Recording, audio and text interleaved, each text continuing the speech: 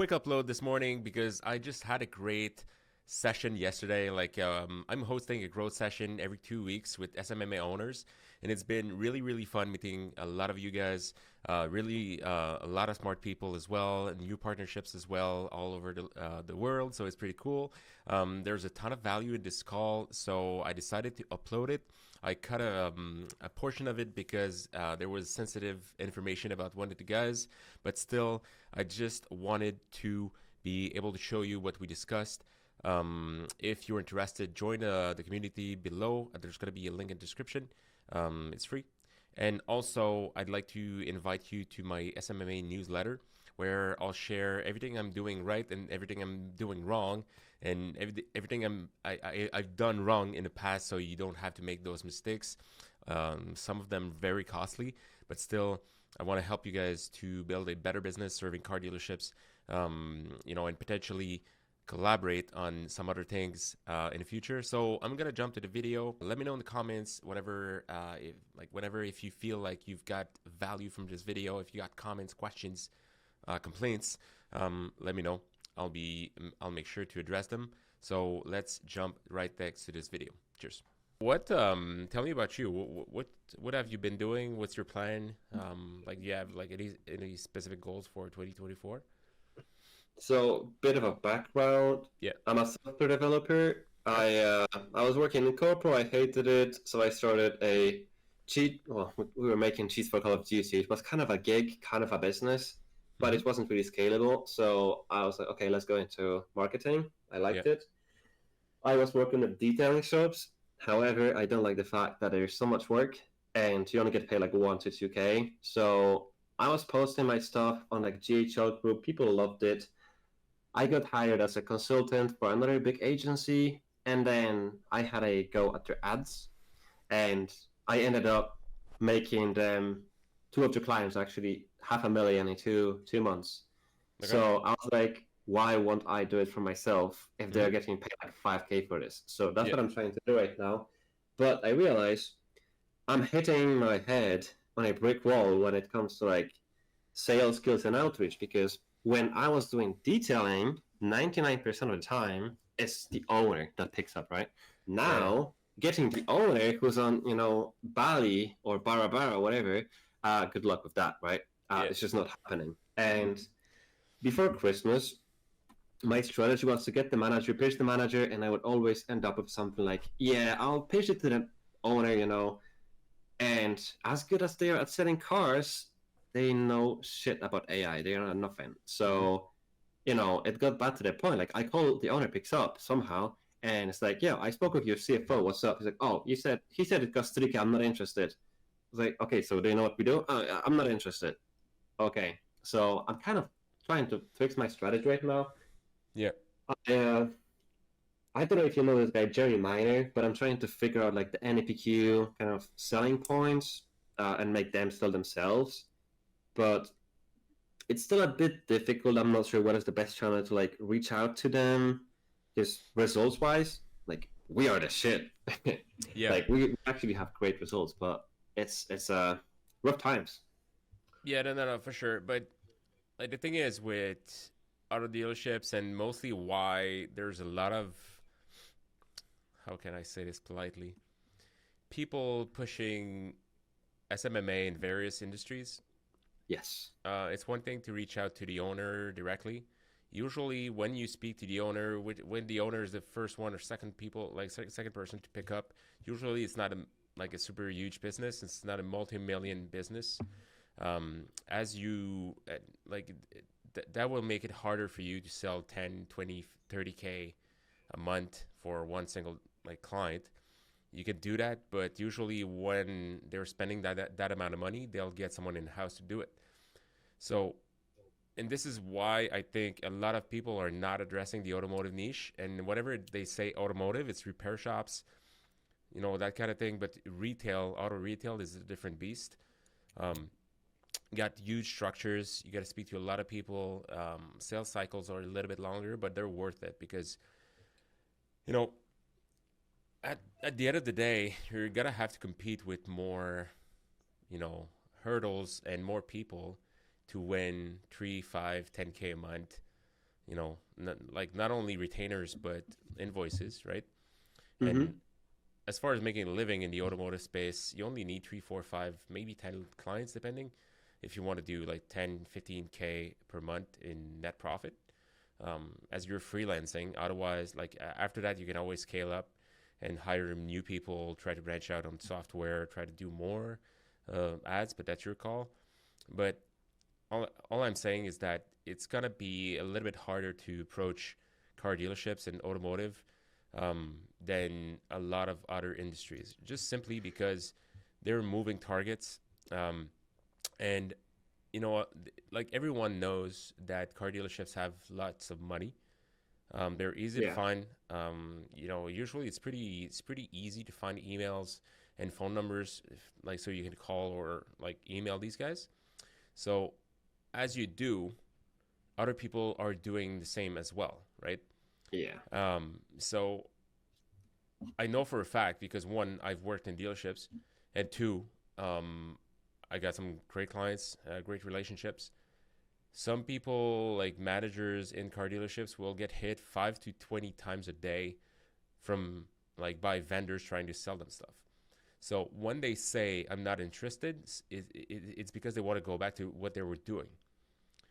Um, the approach I found around that is that, and I've talked about this in previous calls and in the course as well.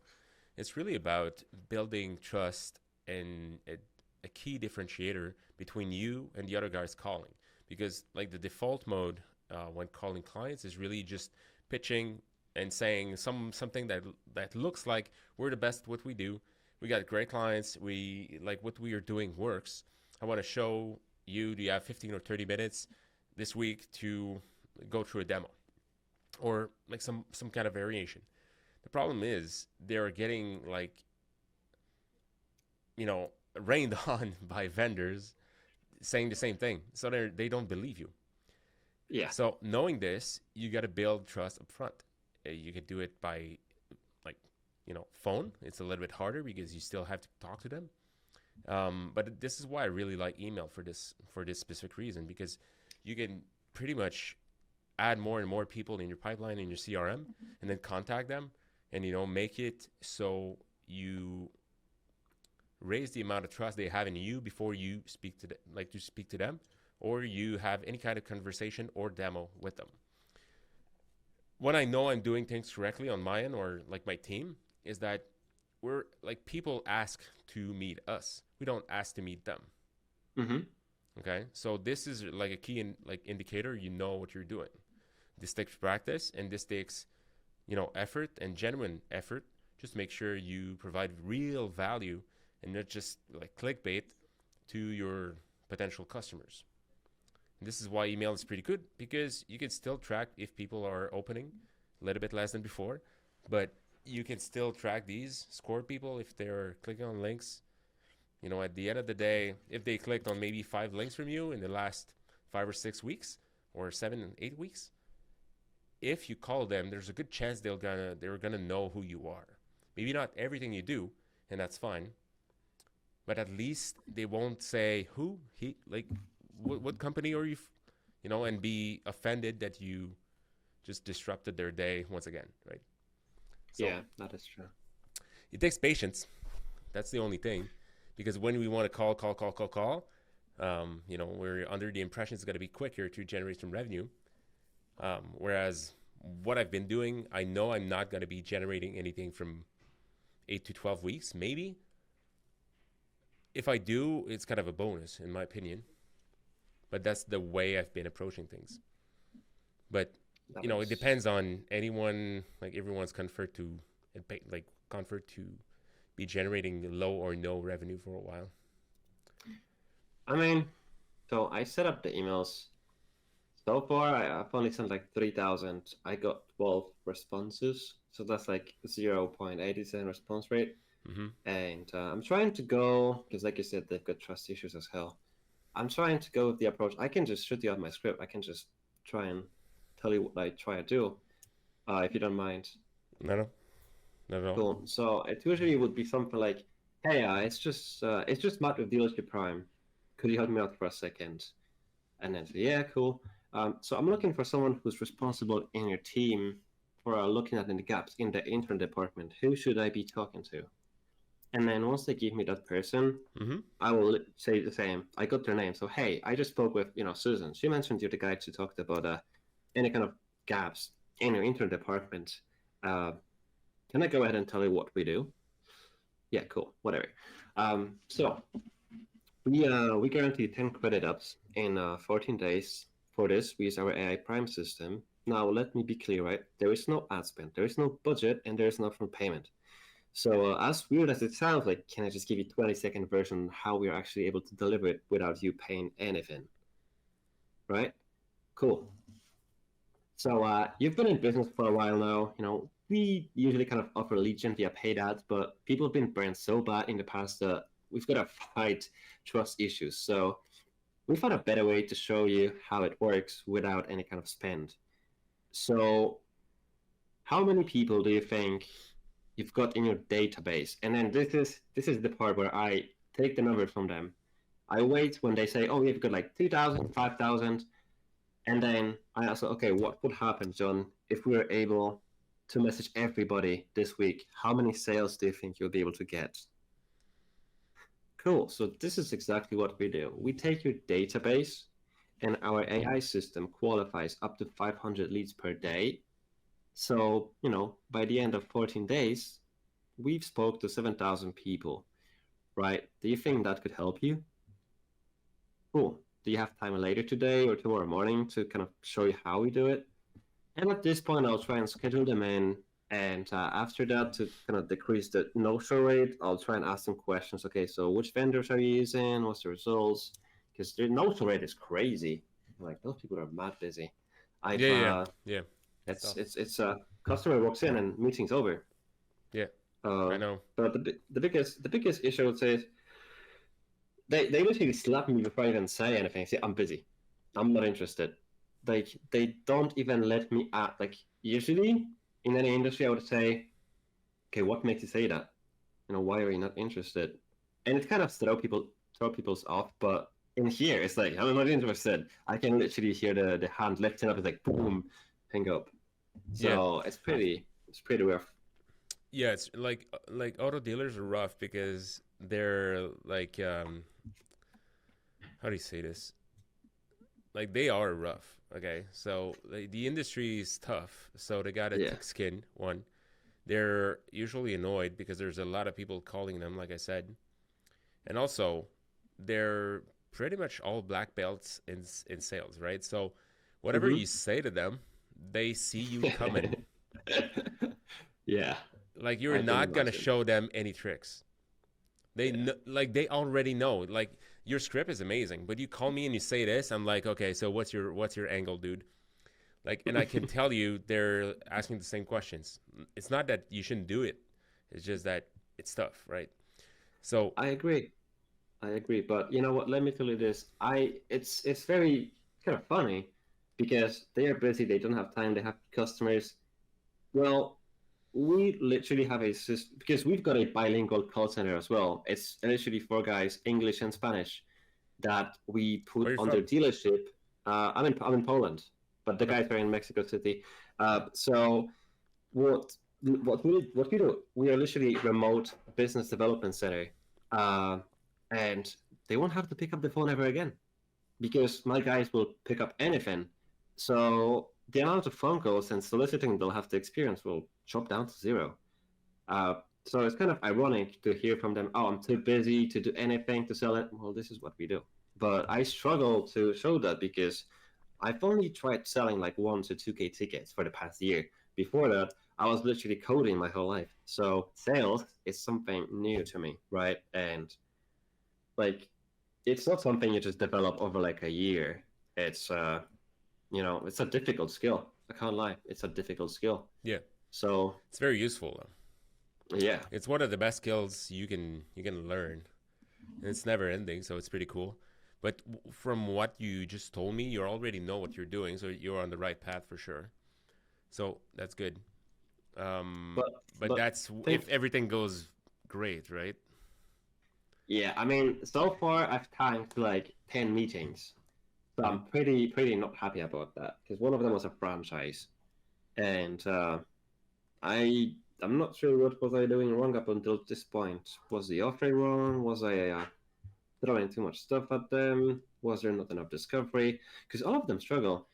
The most common thing I've heard is we didn't have any sales last month, or we had few sales last month, so we cannot proceed. But this is literally what we help with.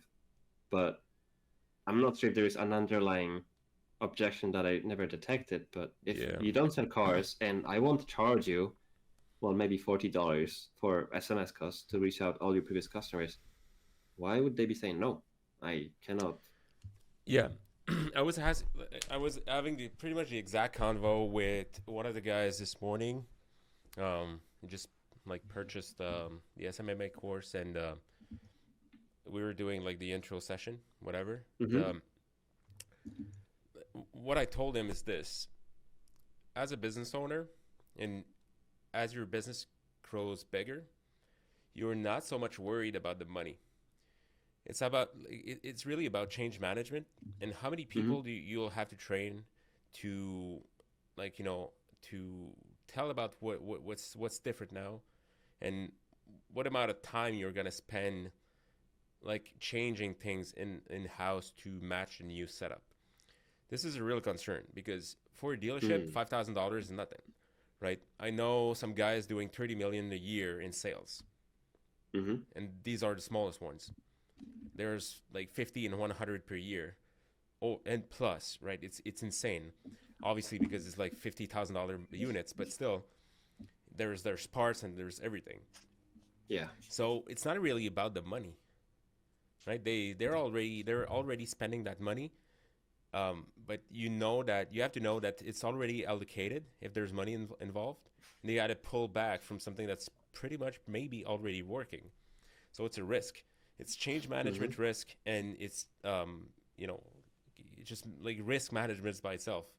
Just because, what do they lose if they try you? Because they lose focus or they change focus, and maybe, I don't know, like the sales managers are really busy right now. They can't take on a new role or train or interact with a new vendor. They're comfortable with what they have right now. Sometimes they have like, they know that everything that's coming is fine, but they know the issues are in house. So these guys are like savvy business owners. They know they got to fix their own shop before changing things, like, or changing Mm-hmm. things around, because they did this. They made this mistake in the past for sure, Mm-hmm. like thinking they should change like vendors or whatever, and think it would be like the solution, but it always come back to whatever you're doing with whatever you have, right? So I Mm-hmm. think it's not really only about money. So you can tell them just something like along the lines that, okay, so you already know it's not about money, but I feel like you're still blocking on something. May I know what it is for any future calls to anyone else? Just leave them, like, get them off hook, right? Tell them, Mm-hmm. okay, I get it, and like, what's up? I didn't pick up, right? Like, tell me, I'm not like a pro in this industry. I just started maybe a year ago. There's still things like blindside, um, blind spots, things I don't understand quite right. If you want to, if you can help, that would be cool. Mm-hmm. So it's, consider this. It's not only about money. Like Yeah. the No, YouTube I. planet will teach you about money, Yeah. ROI, and proven results, and but it's not always about this, right? So maybe, well, in that case, I can only think of two scenarios. Mm-hmm. One would be to pitch them pay per appointment starting bundle for them to see it works, Mm-hmm. or just simply say we're a plugin and play. Because, well, what I'm really doing is it literally is a remote BDC. Like those guys, we get leads from Facebook. Um, those guys call them after AI qualifies them, and all the manager is really getting at this point is an email saying you've got a new appointment in your calendar distributed to your salespeople and all the info. So structure-wise, I wouldn't. Well, I don't have to give their salespeople or the manager access to the CRM to confuse them even more. But what I can do, and I can guarantee, is just those kind of appointments. Because Yeah. after all, and I think I've learned it as well, the confused buyer is not a buyer, and it bit me in the ass. I've had like 3 people saying, "Well, that's a lot to take in, you know. I gotta think about it and do research." Okay, and those deals, as you can imagine, never went through. Yeah. So Like I what? just, Like okay. So let's say you're talking to me. I get it. Okay. uh-huh. Because I'm a marketer. I've been playing with AI and everything. But you're speaking to someone who has no clue what the hell you're talking about. So their BS detector is gonna come up, even if it's not right. Okay. So you got to find a way to understand why they think what you're saying is BS. Does that make sense? Yes, the thing is, what would trigger them for that? Because let's say, okay, you're using AI, something I don't understand, and you're telling me I will have sales and appointments just like that without lifting a finger. I've never seen this in the history of this business. So, can you explain to me how you're doing that? Be super explicit and explain to me like I'm five, because this is what you need. Let's do it by asking questions. I'll ask them how many inquiries do you guys have per month? Okay, cool. They say 500. And let me actually pull up a slide. Can I share my screen Yeah, here sure. or entire Hey screen? Jacob. Hey Luke. By the way, Alex probably is that Alex? Ayush. Hey, it's been a while. Hey, It's Mark. been a moment. This is kind of what I use for like a long VSL. Mm-hmm. So and this is very dumbed down, I hope. So I go ahead and say, listen, like your prospects are working 9 to 5, purchases are made 6 till 8, let's say. The guys on top, they answer every single query. I've called them, I know it works. You Mm-hmm. guys answer after like 3 days, whatever. This is what they are doing. This is what you are doing. You see the difference? Yes, Mm-hmm. cool. And then I want to ask them about their response time, follow-up process, and in reality, all the information I want to extract is how many leads do you have per month? And me, knowing that there's around 20-25% conversion rate, if they miss, let's say, 100 phone calls per month, which is the bottom option, right? Then I just say, okay, that's 1,200 calls missed each year. Mm-hmm. You just lost 300 sales. And I didn't take those numbers out of my ads. Those are the numbers from the guys I managed for the other agency. So again, I try and go say something like this. So everybody's using Carfax, Car Gurus. We use Facebook and Oracle. And how it kind of works is Facebook, you've got basic information such as, uh, interest, men, 30, 50, they want to buy a car, they've got an iPhone, whatever. So, and to put it simply, I just say, do you know how much information Facebook has about you? And they're like, yeah, I know. It's creepy, right? So what if we double down on that? And we can actually target people based on the income. Do they have kids? Do they need a SUV? What car are they most likely to buy? Do they have the money down? Stuff like that. But to get through that point, they need to have sparked an interest initially, and at this point, their guards are like really up. After I send this video, like today, I called someone. It was a sales rep. I got him to talk about the follow-ups, and he hates it. And I sent him the short video. He loved it. So, like up until this point, they will like it. It's just explaining the first, like getting them on the hook. My script is I literally give them free stuff, and Mm-hmm. some people they still don't believe in it. And it's pretty Yeah. as simple. We take the database. Oh, sorry, that's the wrong presentation. I want to show you the shorter one, reactivation. So It's really I'll clean, say by the something. way. Like the deck is really simple and clean, professional. Just Yeah. to let you know, it's cool. So do you see this, right? Yep. Let's say they've got a 15,000 database. I'm a numbers guy, right? If 30% respond to the initial Mm-hmm. message, then you've got 4,500 replies, and then again 30%, 30%, 30%. So you've got 400 qualified people, and then 100 appointments, right? But again, to get to that point, most of the time they just slap me in the face like, no, not interested, bye. And I am at loss of words. What should be the initial pitch, like, just to like wake them up, Because for the first Yeah. 5-10 seconds, people, like, even me, I get a phone call. It's like, hi, my name is but I just think, it's someone trying to sell me. Yeah. I You're just it's gonna assume it's too good to be true or BS, or you're not in the right like mindset for this, right? That's a mm-hmm, fact. Either you accept you got to call many times over and be super annoying, which is I'm not saying that in a negative way. mm-hmm. I remember like I was calling one dude like every 3 freaking weeks for like a year before we made business. And at some point, he just said to me, you're calling me, you're asking so many questions.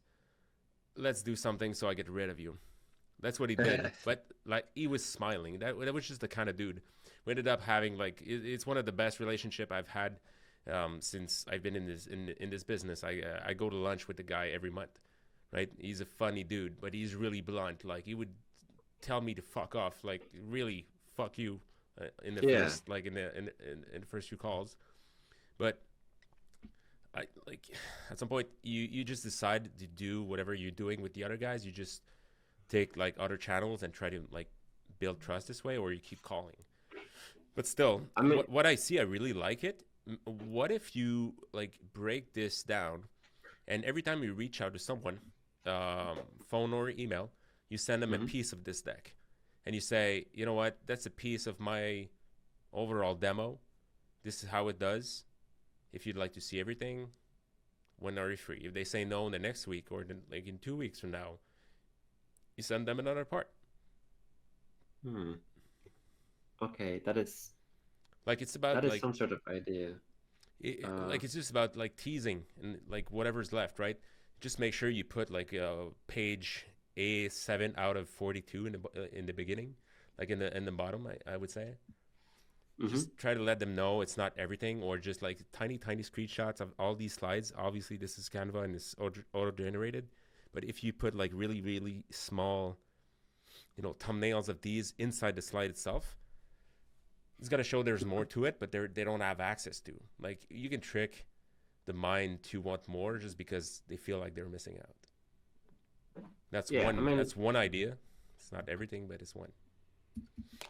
I can think of this, right? Like bigger dealerships, let's say 500 inquiries, Hmm. um, and then I know for a fact that if 460 people don't buy, like we can still sell to them over a period of time because that's what we are doing for the other guys. But it's just getting them to listen to it. It's just like they've got a very high egos, by the way. Like Hmm. they think they know better. Where And where um where are you calling these guys? U.S. yeah, Yeah. yeah. I target used I most so we work with buy here, pay here. Okay. Because those guys, as you can imagine, they've got ridiculous margins, right? Like they will buy a car for 6K, fix it up, so it rounds up to like 10K. They will sell it for 20, and they'll get another 6K on APRs. Yeah. Uh, Whereas like the normal dealerships would have less, like maybe 20% margin. Um, But 30% of their clients will default. So yes. they're losing about one third. Like, is that what you're seeing too? Well, so far we didn't really have any problems because this is Well, our qualifying it's process. not Like, really your, but factor in these numbers because 1 out of 3, 1 out of 4, if they're doing a great job or whatever, depending on what kind of market they're in and what person they're targeting, like 1 out of 4 will stop payment, right? So they mhm. have to take the car back and costs involved, like finding the car, towing the car, and it's also like what like are the dealers you're working with right now, like the BHPH, are you doing like anything are they new or they've been in business for a while? So one of them is actually a franchise you might know. It's a JD Bywriters. Do you know them? No. Uh, JD Bywriters. JD. These guys. You've probably Okay. seen them. I don't They've know. got like 170 locations, so they know what are they doing. Yeah. Uh, we didn't really have any reports or anything. Like speaking strictly number wise, uh, I think we spent 10,000 and we made like 337,000 for one, and then it's it does not account for people that we will still sell in the future because people started buying the ones that came in like 2 months ago, for example. Like we've got nurturing sequences for like 12 months. Okay. So the Facebook is amazing for this. Hmm. But getting to them is just ugh, it's just hurting my brain. Yeah. And it's a shame because like 95% of those people they say, yeah, we use car gurus. You know what? I can literally pinpoint. They say the exact same shit. We use car gurus. We spend $3,000, and it's kind of working. It's kind of not working. So, it got to the point where I'm mocking them Hmm. because all of them are saying, "Oh, it kind of works, it kind of doesn't." We spend 3K, we sell 3 cars. Well, that's great, but what if you can sell 20 for the same price? So, no, no, thank you. So the incentive thing, okay, he's Yeah. Well, bullshitting. like understand this. You're telling them, okay, like try to put yourself in their shoes. So you're speaking to them, and whatever choice they've been making for the last 4 years, they're doing X. And you're saying it's going to be 4X for the same amount of money and effort, or potentially less effort. So they got to go back to their boss and say, you know what, I've messed up over the last 4 years. We've been investing X amount of money, and it's been the wrong choice. And now we're doing this. Like, it's also politics, right? Like, think about Ah, how they look. And it's, you were mentioning ego. That's exactly it, that is right? a very good point. That might actually be it. So when it's too good to be true, or the gap is like too much, there's many reasons why someone wouldn't make the jump. Either it's to Hmm. cheat or you'll get cheated because, like, no offense to you, but they've been told the same thing maybe 20 times this year, and the year before, and Mm-hmm. the year before. Maybe they tried this because they bought, right? Mm-hmm. And Yeah. maybe it worked, maybe it didn't. It was maybe not even the vendor's fault. That's the thing. Like, I'd be more comfortable pitching something instead of doing 400%. You didn't mention 400, but I'm taking this as an example. I would say Mm-hmm. 127%. So it's doable. It's not crazy. And then you come in and you provide 400%. And now they've been sold. You kept expectations low, and then you're over delivering to the promise. And Mm-hmm. this is how you'll get referrals. Like, think about this, because like I get it. I believe in this stuff. I'd like to see whatever you're doing with AI, to be honest. But it's it just makes sense. But it's so far from what they know that I understand why they're skeptical. It It makes really sense? is. It really is difficult. Yeah.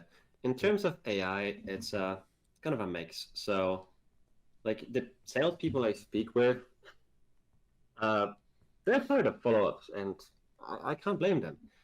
So I don't want to like put our call center to be pissed off as well. So this is what AI is doing, right? Mm-hmm. When a lead comes in, and I know people lie as hell on the forums. That's just a thing. So Yeah. we've got initial sequences mixed with AI that makes them think that they're speaking to a human, and it has to be fine-tuned for like a week for per dealership, so it takes time. But like this is a very baseline, right? Mm-hmm. Somebody comes in, outbound lead, like super cold. Nobody picks up. It's just gonna start qualifying them, and it will book them through a calendar. And it's easy for this guy. I think it booked uh, 40 appointments. Yeah, something like that. It Mm-hmm. booked 45 appointments, 9 sales, all AI, like no human touch, Nice. right? So it will qualify them to like this. It will day two, day one, day two, day three. It will start nurturing them, and then this is kind of like my final pitch. Like, Mm-hmm. what are they getting? Yeah.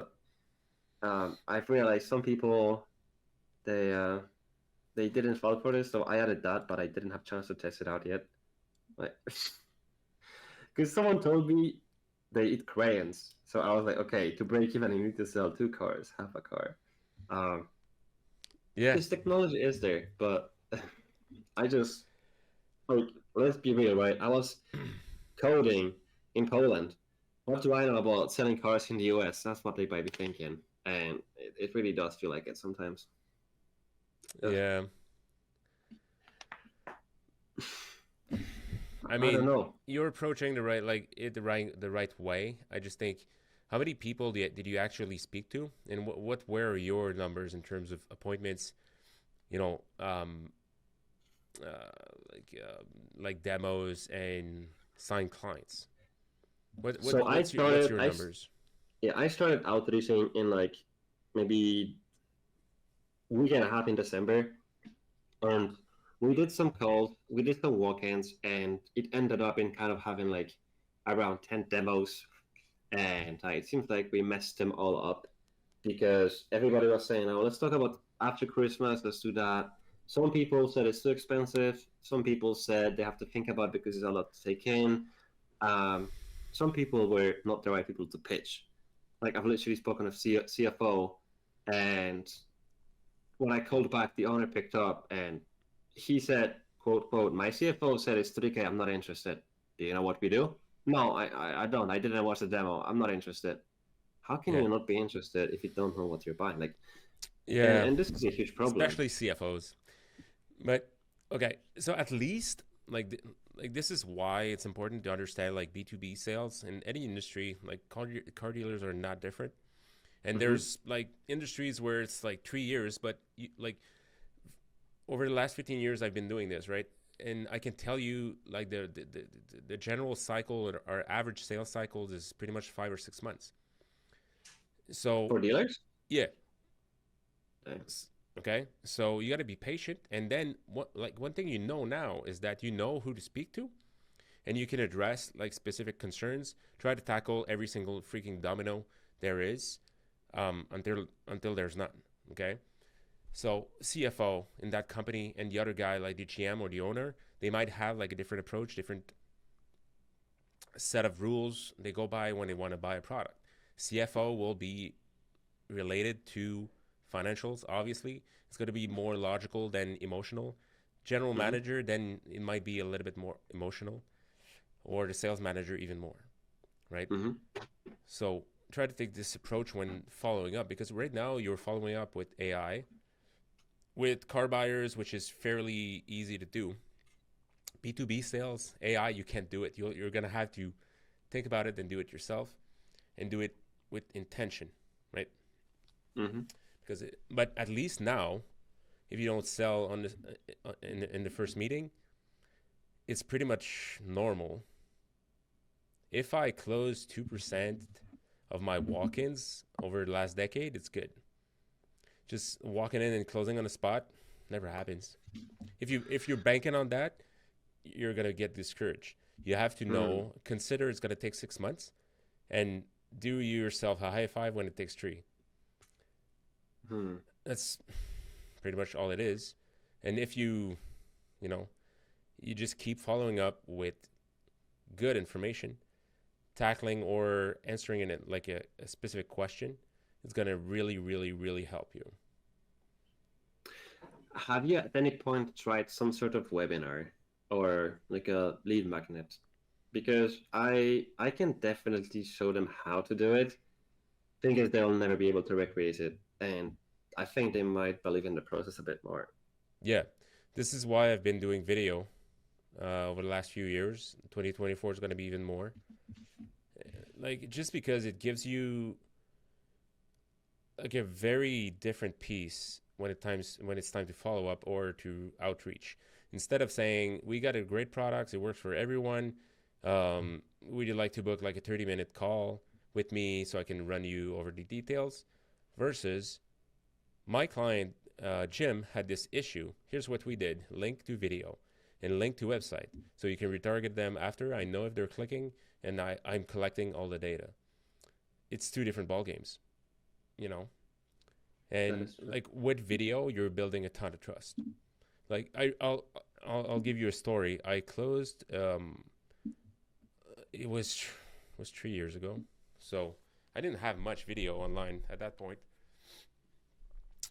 I shit you not. Like the guy, sends me an email and said, I'd like to see this. I call him back. He says to me, wow, I'm honored you're calling me. I was not expecting you'd call me. Okay, between me, you, and all the other guys here, I was in my basement, and my cat was in his litter box taking a crap, right beside me when he told me that, and was like, guy, it's not as glamorous as you think, but just because I was doing video on YouTube and podcasts, like he was seeing me as really knowledgeable, trustworthy, and everything. It took 6 minutes. I closed a deal for $5,000 a month. And it was good. I didn't have anything to say except we should do this, this, this. What about this? Then okay, let's go. It's crazy. He had chose me before. He just needed validation. It made sense. Question. So if I was to make a, let's say, series of videos on how we do what we do, would it make sense to like link up my website and just have them go through it, or should I build like a separate funnel? Because my website is kind of like it's kind of like a funnel, but kind of not. Yeah. So it's pretty much saying what everybody's doing. So are you doing car gurus? Yes, they are.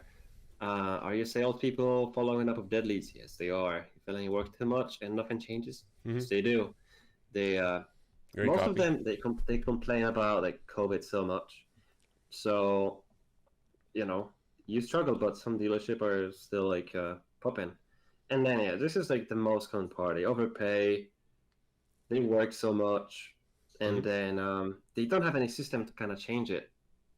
And again, I'm just trying to like put some good copy and give them a free audit. Because with free audit, I can literally give them so much value. They will, well, it's about power dynamic, but I can literally tell them how to set it up, and they'll make 10x money. But they won't be able to set it up because they don't have access to like my system, the AI, the copies, all of that. But just by listening how much I know about those little bits and bobs, they hopefully will be very open to working together. Yeah, I put a lead magnet here as well. But yeah, I don't know. Do you think I should link that up here, or should I have like a VHL style landing page with a VSL and calendar link? That's it. Yeah, that's better because a lot of people are not showing their faces. By the way, all the other guys, I know I didn't ask you too many questions, but let me know. But I think this is a super important conversation. Let me know if I'm wrong, but I just feel like it's super important for you guys. Are we doing yeses or nos? I don't know. And then I don't know. I try to work with some blogs for SEO. I'm not sure if that would be helpful. Long game, that's tough. Yeah, because I was speaking to a few salespeople, and I know a lot of it's a mixed opinion. Like you should not be pitching the gatekeeper, but like on today's call, I was literally like asking the guy questions. Okay, so how many people do you have to follow up with? How many cars do you sell? He said, I sell 1 out of 60, leads because it's New Jersey. It's like, how would it make you feel if you never had to call them again? Like, imagine that. And, if he was open. I sent him the videos. He calls you back 5 minutes later, like, I'll be back in the honor to work with you. But then again, the guy he was talking with, and I feel like this is a mindset of a lot of the dealer owners, he said he doesn't care about anything. He just wants the phone to ring, which obviously means he wants to cast a wide net. And he's very straightforward. He doesn't like changes. And it does frustrate a lot of salespeople, but not him. Right? And then he's one of those guys that they see movement, it's fine. And when I say movement, that also means car sales at the end of the month when they have to sell them at a discounted rate because they did not manage to sell them in time. And this frustrates the shit out of salespeople. Yeah. But then again, how can I maybe I should be, now that I'm saying it out loud, maybe I should be like a nurturing salesperson at a dealership and get him frustrated enough that he will go to the boss, be like, "Yo, what the hell?" You know? Well, that's a different strategy. That's the Trojan horse strategy. Yeah. If you can find them, like these guys, when taking the approach, it's a little bit less about cold calling, but a little bit more about social media for sure. Because Mm-hmm. these guys, especially the smarter ones that are looking for ways to sell more cars, they'll be online on Instagram, YouTube, that kind of thing, TikTok as well, just to get educated on like sales, car sales techniques. They're spending time on social media anyway because they're adding cars on Facebook Marketplace, that kind of thing. So it's a valid approach. It's just like it's a long term approach also, um, because even if you get someone to become a client as a car salesperson, usually budgets are really lower than a store, obviously. Hmm. But it's not a Okay. bad idea. It's just a matter of approaching the beast with different angles for sure. But now that we're talking about salespeople, what I think I could do, I know all the metrics, and I think I still have them somewhere in here. Like, so for these guys, Yeah. cost per appointment was like $44. Mm-hmm. For this one, yeah, well, this isn't much data, but we did pull like $22. So perhaps the goal here would be to sell them appointments and then just have like a mini trial period, just so they have Well, something to go to especially the if you owner. know you're doing a great job and conversion is high, your implication on your end is low, um, Yeah, or no, the even service car sold, delivery, but you service need service trust. delivery wise is amazing. Yeah. Like most of those people, what I've noticed is they just have ChatGPT copy, and it really doesn't speak to anyone, and they have Yeah. just Facebook forms. We use landing page. So for me, process is someone comes in, they have a Facebook basic form, and then they have the pre-qualification survey that takes them to a landing page, and it's like 15 questions. So the quality goes up. And I know a lot of people are not doing this. I mean, like I was saying, 95% of those dealers they limit themselves to CarGurus, Cars.com, Craigslist, and maybe Marketplace or Boosted Post. So when I put all the struggle that I had to learn to sell a want, not a need, in the detailing space, it pops off. Mm. So maybe now that we're talking about it, maybe there is a way to sell them appointments. And me knowing, let's say the appointment cost me like $40, I could Mm-hmm. maybe sell it for 100 or something and sell them Yeah. like a package of five. Yeah. Huh, that is interesting. Yeah. Hmm, I think I'll try that. I think It that might might be it might something. just reduce friction overall, and you Yeah. say like the ones you're having right now, I just want to send you more. All like just make sure you collect information properly, and then you just can, if you can deliver shown appointment, a shown appointment plus, let's say, how would you say, like a cheat sheet, like a customer cheat sheet, like they want this card, they told us that, blah blah blah blah blah blah. That would help. Like the calls that are being made, you're doing like AI calls, or is it like an agent that's calling?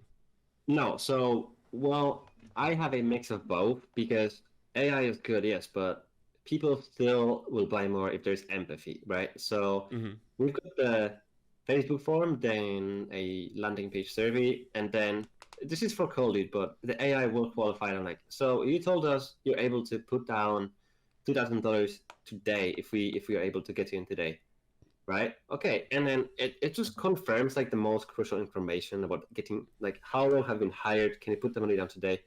And after that, they will get a phone call from the call center, and it's gonna be like, hey, yeah, John, I feel I was struggling with credit as well. I know how it feels, but those guys, math company, whatever, they got your back, right? So if you want to come in, you know, uh, Susan will speak to you, about the options, stuff, and then just have a something that AI can't do, which is feel people. So Mm-hmm. this is kind of a nice strategy, and the end product is just, you know, a calendar appointment with all that info. They really don't have to lift a finger. Hmm. I mean, does that make sense so far? Yeah. Yeah.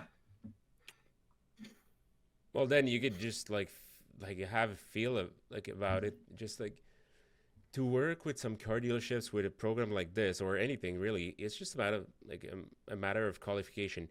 You might Yeah. have like a solid program that works really well with four dealerships, and with the fifth guy, it's got to be hell, just because the DNA and their approach is different. And like basically, what I've been doing is when doing demos with these guys, I'll tell them, right? Mm-hmm. I just want to know if you're fit for this program that works pretty much everywhere. So I'm just like a lawyer. I want to make sure I can win the case before I take it on, right? That's what these Mm-hmm. guys do. And you got to do the same thing with B2B sales. Just Hmm. like if you already know it's going to be shit, but you really want the invoice and you really want to like generate the revenue, but you're still saying no, even if your gut is telling you no. Like if you're saying yes, even if your gut is saying no, like you're going to be in for a wild ride, because once in a while you'll learn over time that you'll get these clients that will take as much energy as your 10 best clients for just a little bit of money, right? What if what if I told you I've already experienced that ride? So It's I crazy. had around 7 customers for detailing, right? And then I had like a good month. So I decided to run Facebook ads. And well, it literally put me back to ground zero because I was greedy, lesson learned. I took on 7 people at once, and I was unable to deliver to anyone. It was a shit show. I got refunds, I got chargebacks, Yeah, sucks. and it's I'm never doing it again. Uh, but in terms of this, why I like this approach is because the dealership doesn't have much to talk because we handle everything. Mm. So like literally, their only job is the appointment is in the calendar. 1 hour after the appointment, they get an email. Did this person show up? Yes, no. They didn't show up. We call them and we verify that. Because we kind of struggled with salespeople touching out or go high level, so we fully handle that, and the manager is having access to it because the manager, but salespeople don't touch it. Yeah. So there's only a few ways that it could go sideways. It's definitely lower risk than the detailing shops because at the end of the day, to start a dealership, you need money and you need kind of a business understanding, and not all the Yeah. detailing shop had that. But Yeah. dealership, I would imagine, if we are bringing them in extra 100,000 a month, they will be happy. So it's just about showing them that I'm not some 12-year-old trying to sell them the same stuff without never having run ads, and it is a traumatizing experience. But yeah, I will definitely try that pay per appointment to salespeople. I think that it might actually work. Well, at least you get some a little bit of a different feedback. If you can find like one of these guys that says yes or a few of them, you'll be able to have like a different case study as well. Mm-hmm. Yeah, 100%. So, Hmm. just to let you know, guys, I'll need to jump off like in a bit because I got like a ton of things to do because I just came back for the holidays. But it's a really cool conversation. Is there anything, Luke or Ayush, that you would like to ask or know or share before we maybe like in 10 minutes? Yeah, I don't think I have enough time for sharing everything right now because you have to go, but I'm sure I'll have everything We'll try to ready make for it, the next or session. or or you give me 2 minutes. I'll just go to the restroom because I drank this plus this, and Okay, I good just luck. can't do it anymore. And I'll just be right back in 2 minutes. Okay, Okay, go give explode. you a sec. I'll be right back. A few moments later. Yeah, Tell me. so I didn't do very much in the past week because I was also had to move into a new apartment exactly in the New Year's Eve night. So Ooh. it was fun. Yeah, and yeah, so far I have the 2 clients I told you about, and I'm currently Yeah. running Facebook ads for them. So Mm-hmm. I'm I made some UGC contact, like some video with presentation of their company and so on, and I'm using that as well in the ads. Good. So I just have to see in the next week or so. Actually, the next 2 weeks will be a full month. So I want to see what kind of leads we have Okay. and how does that go. And hopefully, like what you said earlier, I should use their results and make like a video with them explaining what results they have got so I can use it as a portfolio, right? Would be a good. Yeah, if you can make that as simple as possible, short and sweet, either for like whoever's gonna be watching the video, but also for them, because most people are really not so comfortable with, the camera, I would say. Talking to. Yeah, I'll make them comfortable. No problem. Cool, perfect. Yeah, I want to use that, and with the outreach, I don't know exactly how would the best approach be, but I'm guessing cold calls from what I've heard. You're Cold talking calls, with. email, patience, it's just a matter of doing the work because it's the same for everyone.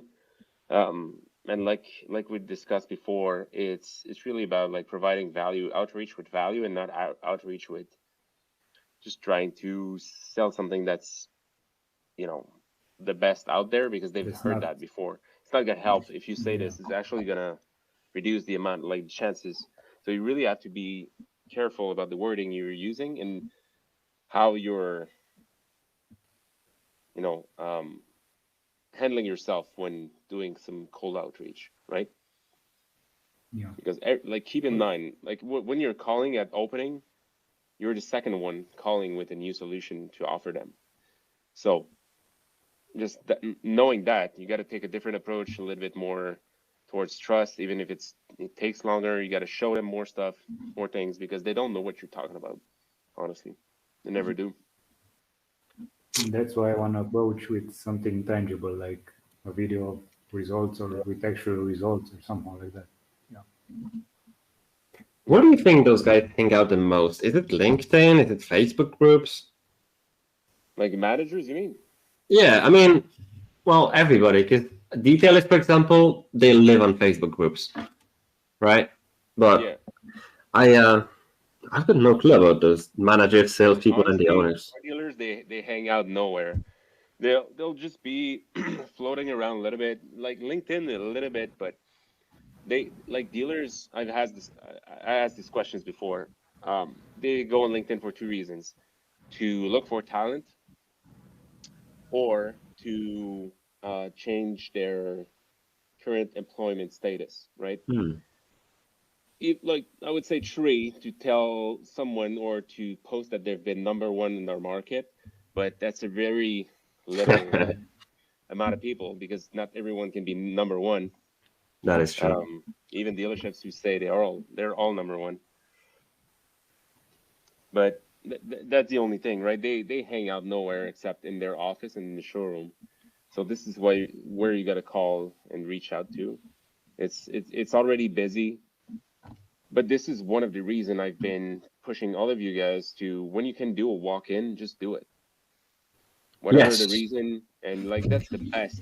Like it's gonna be, maybe you spend a little bit more time in a showroom waiting for someone who's not ready or not, like they weren't expecting you, so that's fine. But like while you do that, just do more cold calls from the service area or something else, right? You just keep calling, and when they come to get you, you just like walk in their office. Just don't carry around like a computer. It's gonna be scary for them. Yeah. Just walk in like dressed casually, like business casual, but not suit and tie, but also not like, don't go walking in dealerships in PJs, right? But it's just a matter of, you know, seeing more people. And if you introduce yourself and you carry yourself well, it's going to help. Maybe not today, but just say, okay, so I'm going to send you my information and then you call back every 3-4 weeks and say, hey, by the way, I just had to share this. One of my clients, blah, blah, blah. Can I send you the details? I just wanted to let you know upfront. Are you still having this issue? Last time you told me that. Maybe there's something else you want to try. Is everything working for you? At least you're just not bugging them to annoy them, at least from their standpoint. And you're just bringing more value, and you're really showing that you're trying to find a solution for them, and you're proactively working for them as well, which is what they expect when they sign the contract, right? Mm-hmm. So, but it's work. So this is why a lot of people are avoiding this, reaching out through either AI or like DMs, Instagram, like social media.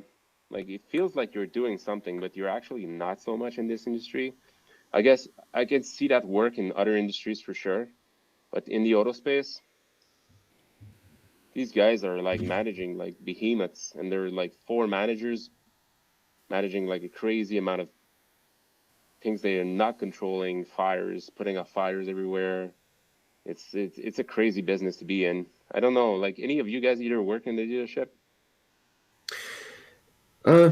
No, but I can tell you my friend did help me with those walk-ins, which is how we got those initial sales calls, and it works very well. He managed to book in 5 people out of, I think, 15, which is solid numbers. Yeah. And in terms of the organization, how busy it is, we were talking of a franchise, and this guy, well, they own a family. It's a family-owned business. They've got 3 owners and a GM. So we got GM and 2 business owners on our side, but the last one didn't, give the thumbs up yet. And he came in to check with them like 3 days ago, and he said it was absolute chaos. And so I think the reason he's stalling so much is just lack of organization internally. But yeah, those guys are crazy busy, but walk-ins were crazy. You just have to be there, right? Not everyone can just fly to the US, do walk-ins, but they were crazy. They crazy Like, well. honestly, the amount of crazy stuff that happens in the dealership is underestimated. Like you'll be in a meeting, and I was in a meeting at some point and say, like one guy comes in like kind of running, tells my client something. I didn't quite hear it, and then they both start running. I was like, what the hell is going on? Like 35 minutes after that, I one of them goes back inside and said, we just been stolen like 2 pickup trucks. It was What like the 2 hell? p.m. That's the kind of thing that happens in dealerships, like angry customers, like a vehicle stolen, like everything, like whatever, right? It's insane. Like I at some point in my life, I wanted to be like a dealership owner, Mm-hmm. and I worked in enough time in a dealership that to choose that I was not like, I didn't want to go crazy in this business, right? So I switched my angle, but it is what it is. And like if they're short staff at some point, people just like doors don't exist in dealerships. So if you're doing like a meeting or walk in or phone or video, someone Mm-hmm. is allowed to walk in at any point in time and request the presence of the general manager, the owner, whatever, right? And they'll just say, I'll be right back, but they'll be right back in 1 hour and a half. So like you're like the deal you thought you had is like it's dead, right? So you got to find a way to resell them like another meeting. It's insane, honestly, and it's like that for everyone. So you just have to be the one that's a little bit more tenacious, and Mm-hmm. you'll be winning more businesses because a lot of people will get discouraged.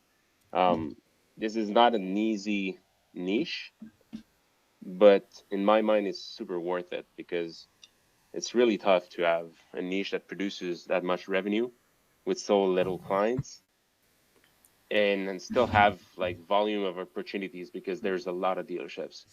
And all dealers are trying to get better and be better at digital right now. So this is the moment to try to help them see what kind of business they can be running online, right? So Yeah, that is true. I've never seen the ROI being so ridiculously high. I mean, 30, 40x, it's just crazy. well, yeah, but like keep in mind this, like every dealership, like a healthy dealership runs at 3% profit margin. So to do 1 million in profit, in net profit, they got to do 35 in sales. So, well, service and sales. So it's not a lot. So the margin between going under and over is really thin. They're not working with 40% margins. Let's say they were selling a 30K, like a $30,000 cars, they'll do 800. They haven't paid the salesperson, the floor plan, like the interest or the bankroll on the inventory, lights, heating, like everything, like people coming in and cleaning the cars outside, inside, the rest of the non-sales people, when you do all the numbers, it's a crazy business to be in. I know dealers who are losing 3, 4, 500K every year. They do.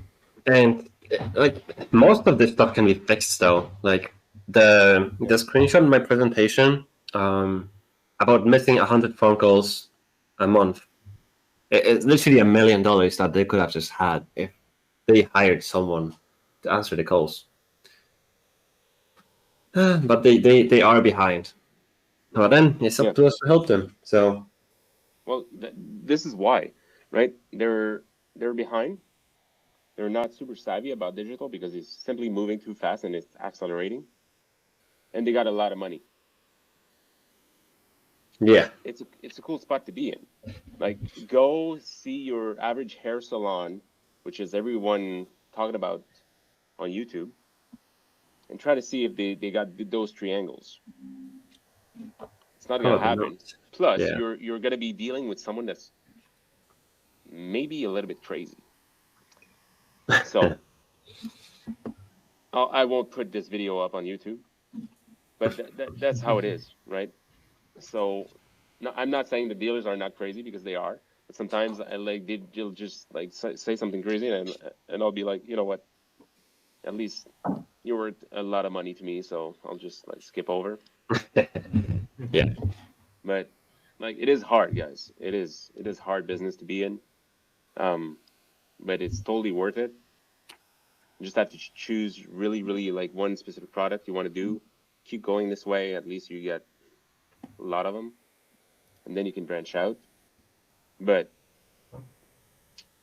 like, one thing I like is that everyone coming in thinking it's going to be easy and it's sexy to work with car dealerships because it's cars. Every guy loves cars, basically 90% of us.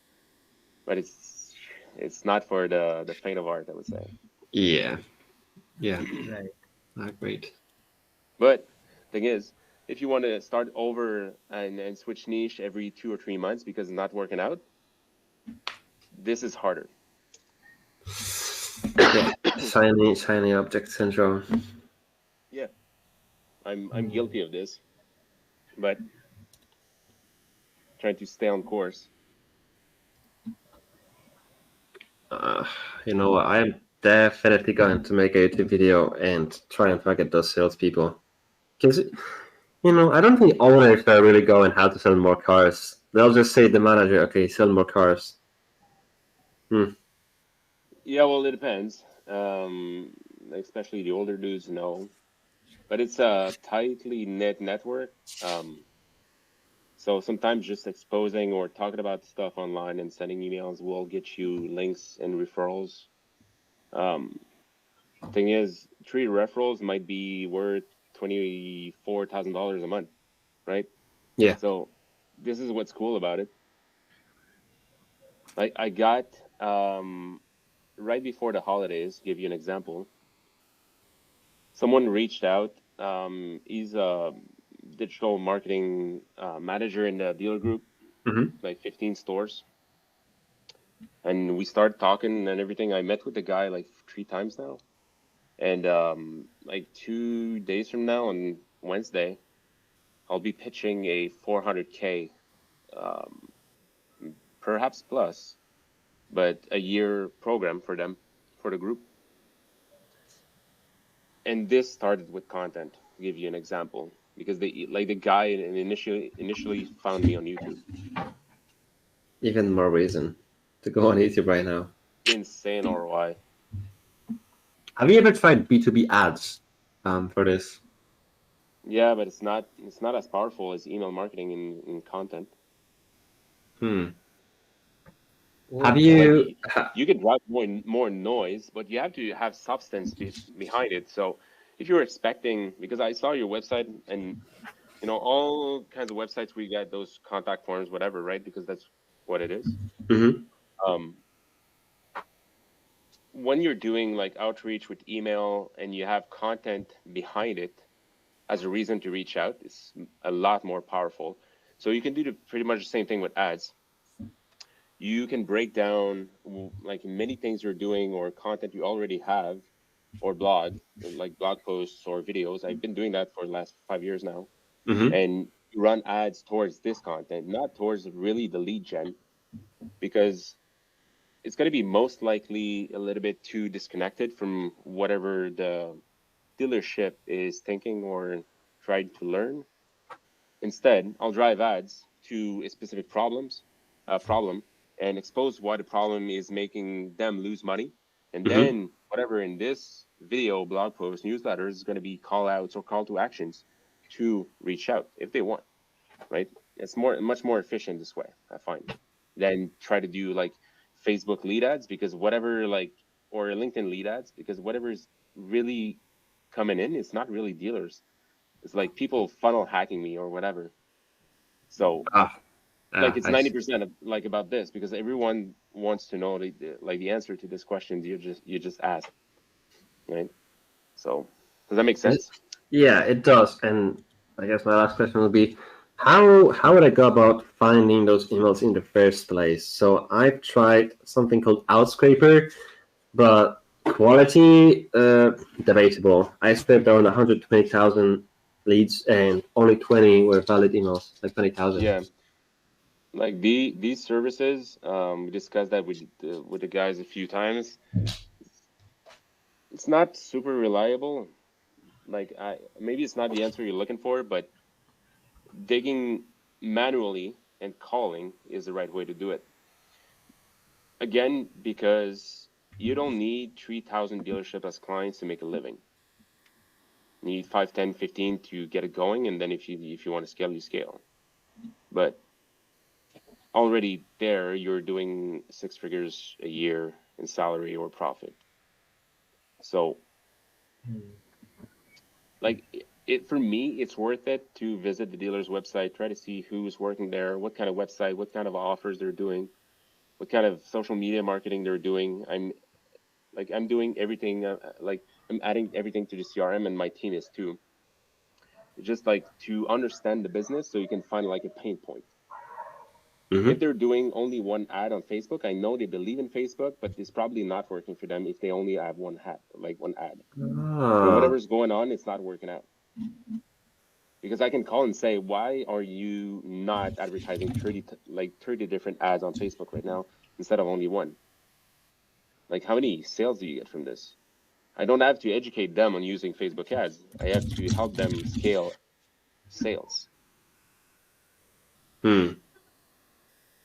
That is a very good point. Because if you contact someone that has 0 Facebook ads, they're either at 0 or -1 on Facebook. So either they don't know what they're doing, or they've tried it and didn't work. So it's going to be a lot more energy for you to bring them to one where they're advertising.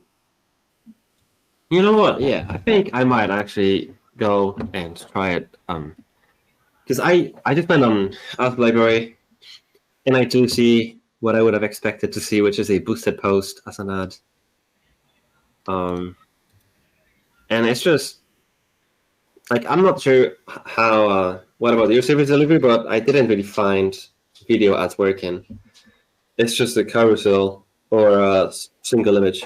And I see these guys do video ads. I'll definitely try it out. But I think a good mix is it's always great, because you could see whatever's working best for the dealership itself.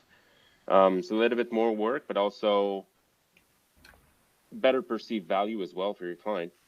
If you're doing one ad and you're charging $300 a month or $500 a month or $1,000 a month, versus if you're doing 10, 12, 15, it's gonna have higher perceived value. Even if you just find a way to scale it on your end and try to see how you can just pretty much recoup the same kind of creative and just more copy, and then just create more ads. It's also worth better. That is true, but I know the guys that I'm dealing with, they also use Oracle. So they've got hyper custom targeting, custom audiences.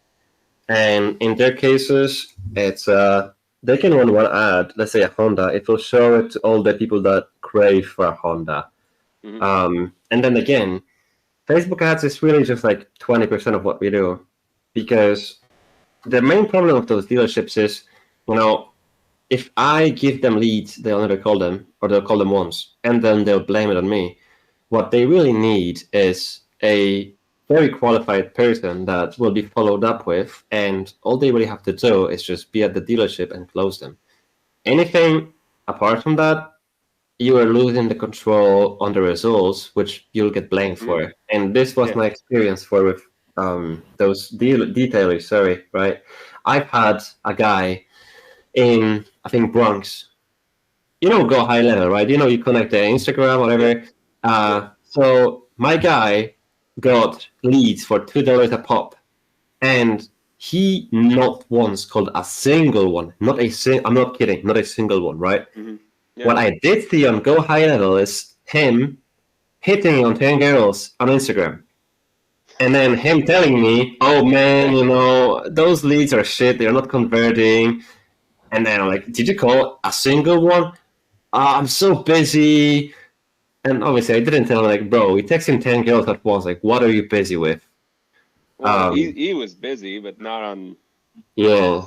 He was detailing the wrong things. Activities, for sure. It's crazy. And then my friend, that's a salesperson, called one lead and closed him for like $3,000 PPF. So it's just, you know, they need to be handed everything, or else you will get blamed for it. Yeah. It's just like, it is fun, but in a way they're already paying for this service, but from people inside their own store, right? Yeah.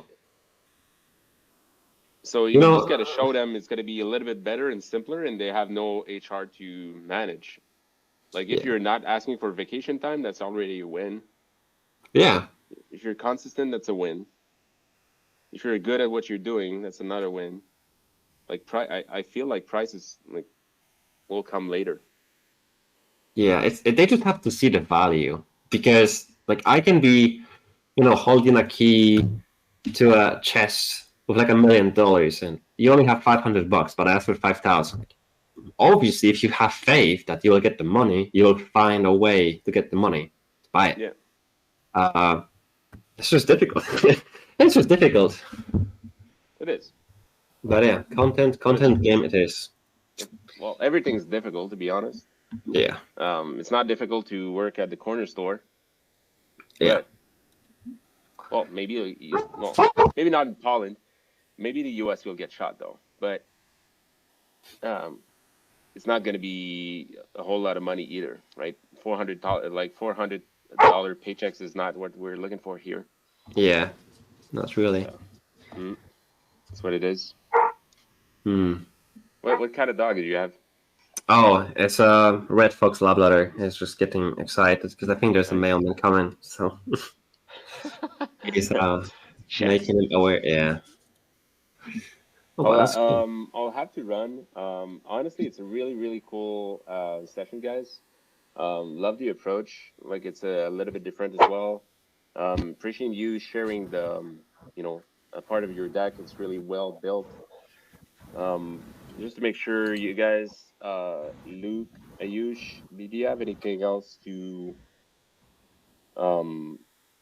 discuss before we go? Because I'm really under the gun right now with some other things, but I still want to make sure I can help you. I mean, nothing that can be covered in like a short time, but we'll talk later, I guess. Okay. Anyway, Yeah, we'll have this another call like this in Learned a lot. 2 weeks. Yeah. Honestly, it's cool. This is what I like about these kind of calls, because everyone will bring a different either approach or experience, or all of you guys are starting, but also at different stages and with different experience. Will it's really cool to share. So hopefully this brings a lot of value to you For guys me, too. as someone who's just starting out, like, this shows a lot. Like, there's so much to cover. Yeah, there is, but there's no better way to just get started than just like understand that you might mess up and you might just trip and fall, but that's okay too. Like, it's not the end of the world. Like, what I like about calling dealerships is, let's say you have the worst cold call ever. Okay, it's like if there was like a trophy or a medal for the worst cold call in that day, you'd get it. it's not a big deal because they get so many bad calls and they get like, or so many cold calls, they'll forget you in 2 weeks from now. Even if you make an impression Right. and you call back in a week from now, they'll still ask you for your name and company. So it doesn't really matter. True. If you really mess up and the guy's angry as shit, right? Just like put in your CRM, call back in 1 month, not in 2 weeks, and they'll forget Got you it. probably. That's the cool thing about it. You can mess up and hit the reset button. Yeah. And Happened to me before. I can tell you that. by messing up like that, you just build some experience with Yeah, yeah, cold yeah. calling. So next time I'll just do it this way. It's like mat time. It's just repetition. Like Yeah. if like how many like is it's gonna be. I know it's cringy, but how many golf balls or like golf balls did Tiger Woods hit, right? How many hoops that Jordan did? A lot of them. Right. Yeah, but everybody knows just the main ones that actually mattered. All Yeah. the others are not important. Yeah. And you'll know, like in business it's different. There's no like cameras or flashy lights, right?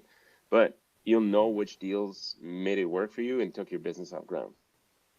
So it's just a matter of like putting the reps, and then if it's gonna be 2%, it's gonna be 2%. It's only like 100 calls. It's not a big deal. Have to find out which ones work and then double down on those, I guess. Yeah, yeah. Like Yeah. it's just a matter of doing it, even if you know it's not going to be perfect, and it's not always in your control either. So sometimes you just call, and for some reason, the guy is like fixing a problem. He's annoyed. Someone didn't come in like that morning. It's not against you.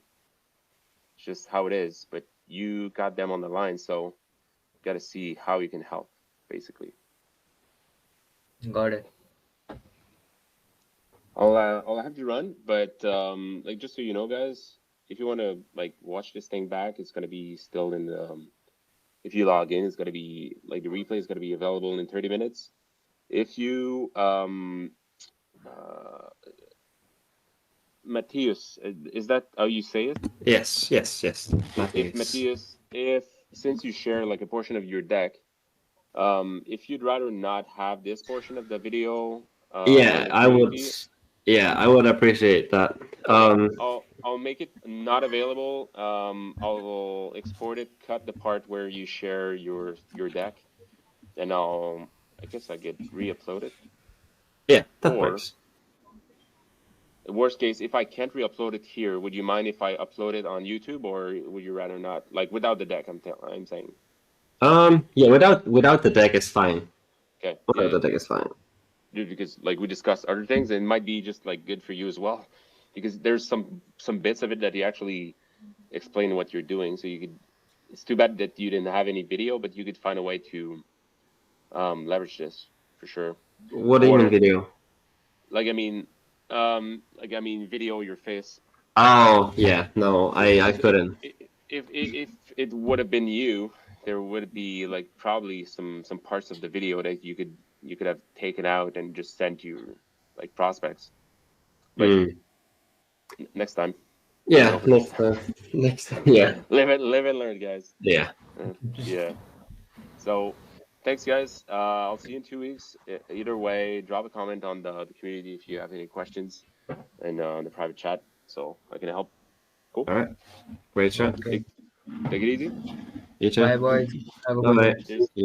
Hey guys, hope this was full of value to you. Hope it's going to help you build your business in the next 6 to 8 months to 12 months even. If you have any questions or comments, drop them in the comments below. I'll be happy to answer you, just like I'm doing with every single one of these comments you guys are putting out. Sign up for the newsletter in the description. Also, join the community so you can be part of the next call. I'll see you guys later. Take it easy.